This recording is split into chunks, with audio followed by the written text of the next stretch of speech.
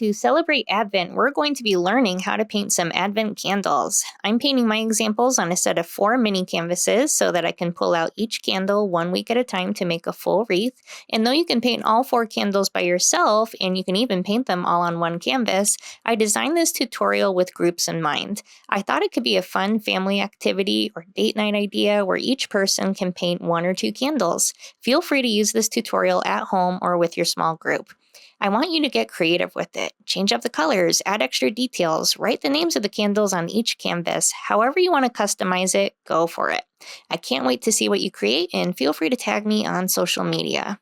For this project, you'll need a canvas or something to paint on. I did mini canvases, but any size will work. You'll need a small, medium, and big brush, a paper towel, a plate or a palette, some water, and some paint. I used acrylic paints, and I'll list all the colors I used in the description.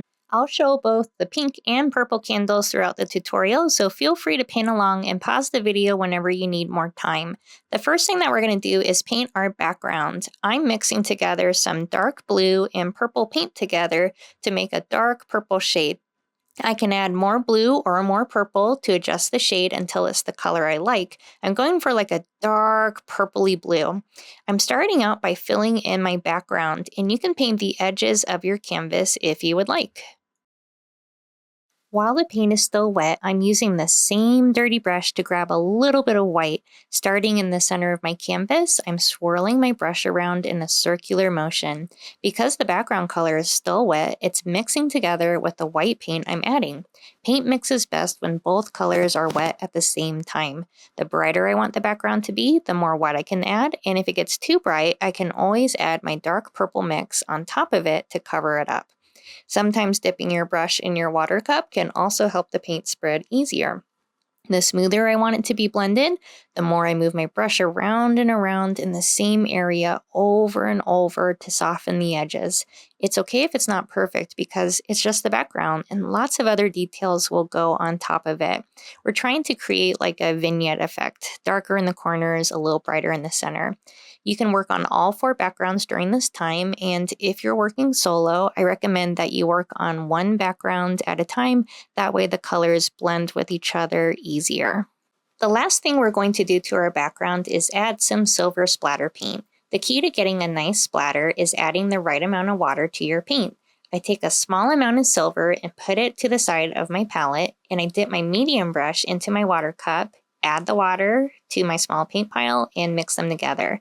Sometimes I have to add more water, and we're looking for a melted ice cream consistency. If you were to tilt your palette sideways, it should run down in a steady stream. If it's not moving or slow like molasses, add more water. Hold your brush a couple inches from your canvas and pull your fingers through the bristles towards you. This creates a fine misting of splatter to our canvas, and you can also tap the back of the brush if you don't want to get your finger dirty. If you make a mistake, don't worry. You can wipe it off with a damp paper towel, or you can add a little bit of dark purple paint on top of it to cover it up. Now we need to give our canvas time to dry, and it usually takes 5 to 10 minutes, or you can speed up the process with the blow dryer. I'll see you after the break. For the candles, we are going to use the medium brush. For purple candles, you will mix together 1 scoop of white and 1 scoop of purple. And for the pink candle, you're going to mix 1 scoop of pink and 1 scoop of white. You can make your candles as tall or as small as you'd like. In the middle of your canvas, start off by creating a line that is the height of your candle. Make sure that you leave a little bit of space above it and below it for the flame and the wreath. You can thicken up the width of the candle by adding extra brush strokes of the pink or the purple paint to each side of your line, and you can make it as thick or as thin as you would like. While the paint is still wet, you're going to use either the medium brush or your small brush and a small amount of white paint to add some white to the top of the candle. You're going to start off with a brush stroke of white directly on top of the pink or purple of your candle, and you're going to start to pull your brush in a downwards motion. You can kind of do like a wavy line or just a downwards brush stroke. And when you do that in a few spots, it helps it look like the dripping wax. If you want this wax brighter, you can add more white paint. And if it gets too bright, you can always add more of your pink or your purple paint on top of it to tone it down. I usually also add a little bit of white to the side of the candle to highlight it in some areas. Make sure to make 1 pink candle and 3 purple candles. Each person in your group or family can work on their candle, or if you're working solo, I recommend that you work on 1 candle at a time so that they blend more smoothly. The next thing that we're going to do is we are going to be adding in the wick for each of our candles. So I'm going to use a small brush and I'm going to make sure that it's all clean. And I'm going to add a small line of black on top of each candle to create the wick.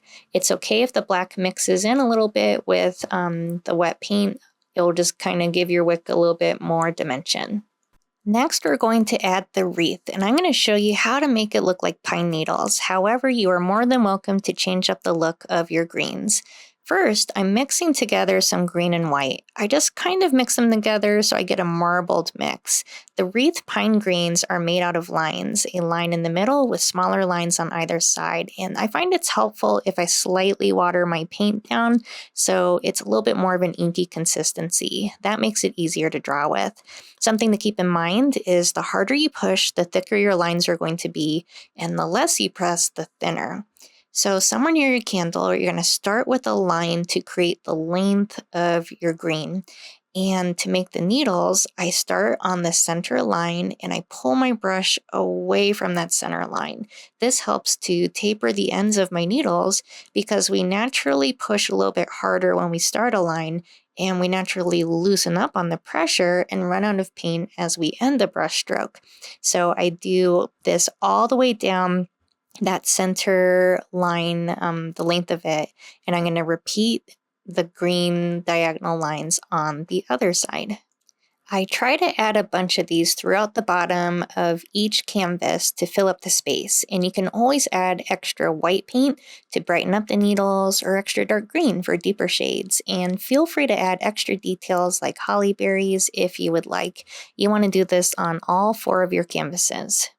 You could even push all 4 of your canvases together and have the greens and little pine needles kind of crisscross onto the other canvases so it looks like one giant connected wreath. So change it up however you wish and get creative with it. Last but not least, gold.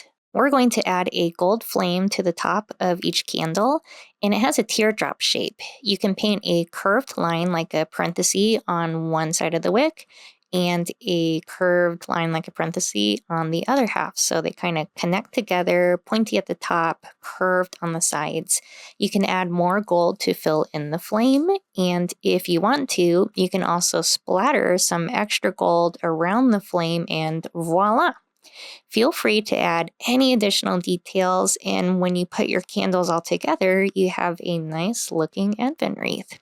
I'd love to see how they turned out. Feel free to tag me on social media and know that I post new Catholic-inspired art tutorials every month.